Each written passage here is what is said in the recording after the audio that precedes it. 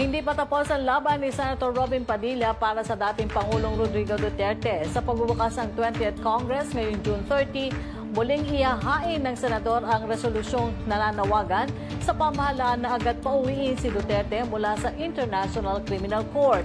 Ang iba pang detalye sa kwento ni Jazz Ignacio. Muling ihahain ni Senator Robin Padilla ang resolusyon na humihimok sa pamahalaan na agad pauwiin sa Pilipinas si dating Pangulong Rodrigo Duterte mula sa International Criminal Court o ICC. Ang resolusyon ay muling ihahain sa pagbubukas ng 20th Congress sa June 30 matapos hindi tanggapin noong June 23 dahil sarado na ang 19th Congress.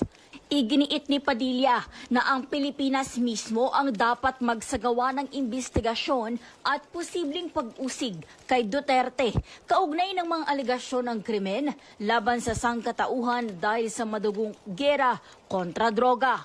Anya, gumagana ang hustisya ng bansa at dapat igalang ang pambansang soberanya. Hiling ng senador sa gobyerno na siguruhin ang agarang pagbabalik ni Duterte para ituloy o simulan muli ang investigasyon at papanagutin ito kung may sapat na ebidensya. Layunin din ng hakbang na ito na magbigay daan sa pambansang pagkakaisa at bigyang pansin ang mga mas mahalagang isyu tulad ng kahirapan, infrastruktura, ekonomiya at klima. Kung hindi man posible ang agarang repatriation, iminungkahi ni Padilla na humiling ng pansamantalang pagpapalaya kay Duterte sa ilalim ng mga kondisyon na papayagan ng ICC.